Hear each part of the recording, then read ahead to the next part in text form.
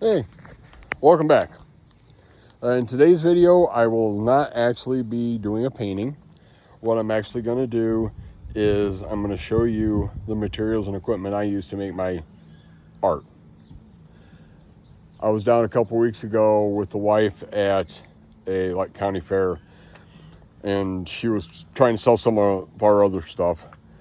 And I was down there with my spray paint art, and I had a gentleman who was super interested in what I was doing, how I was doing it, what I had involved in it, what kind of materials and equipment I used. So I've also had a couple of comments on here on my videos on getting started. And I had one gentleman said that he was going to go out and try it after he saw me doing it. So I'm just going to do a quick video showing you what you need.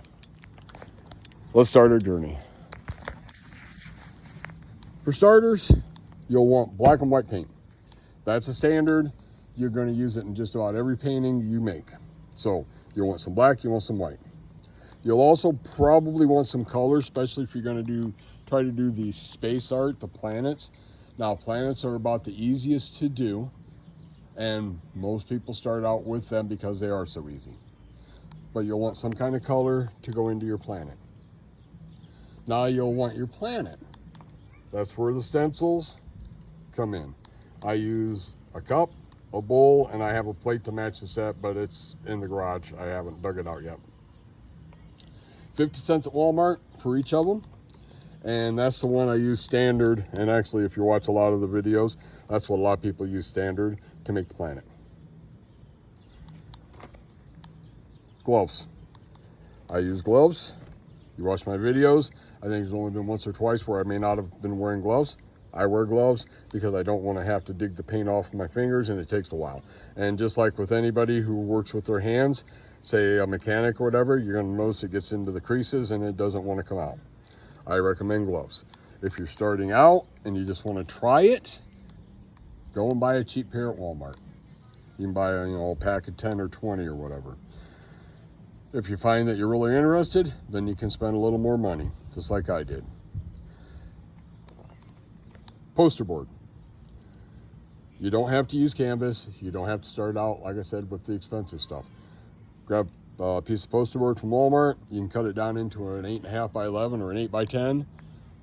And you can usually, if you get a bigger poster board, you can usually get like 4 or 5 cut out of one piece. So you can have 4 or 5 paintings to try and see how you like it. That's about it. I mean, you can get other stuff if you want, but that's about it to start, to try it. I tried it. I liked it. I said I'm getting into it. I want to do this much more than just a couple of times. And in the last 3-ish months, this is what I picked up so far. Straight edge. That's a drywall knife that you can pick up at Menards or Walmart. They're like $7, but it gives you a nice straight edge. That's a 2 foot. So it also gives you 2 foot of edge to work with. If you're doing like coral paintings and you're doing the sunbeams, that's a good thing to have. Putty knives. I picked these up, the plastic ones. I saw them on Temu for like $5 for a set. I said, all right, I will get those just so I can try them out and see what they're like. But they are plastic, so they do have a tendency to bend when you're trying to get a nice sharp edge. So I ended up spending a little more money and got some metal ones. Like $1.19 for 6 of them at Walmart. These are the foam brushes. They work well for doing trees in the background. And paint. I've got more in the garage. I just haven't dug it out because I don't really have a space to put it right this second, because I've got it on the tailgate of my truck. This is where I usually do my painting. So I put that on the tailgate of my truck, set up my table there, kids' bikes in the background, and that's it. That's all you need to get started with painting. And if you find that you really like it and you really want to get into it, then you can spend a little more money. I strongly recommend that you don't spend that kind of money until you actually find you really like it and you want to get into it. And make sure you have the extra money, because some of this stuff is expensive. This paint, the Krylon paint, is $6.98 or something at Walmart. So if you're really going to get into it, you also want to go back and check regularly for discontinues, discounts, sales, stuff like that, to get it cheaper. Pick up a little more in the way of gloves. And if you're really going to get into it, I would suggest some kind of painting mask. I've got one. Again, it's in the garage right this second. I didn't drag it out, but it's a painting mask. It's got filters on it. And I got mine off to move for 15 bucks, and it came with like 10 refills for the filters.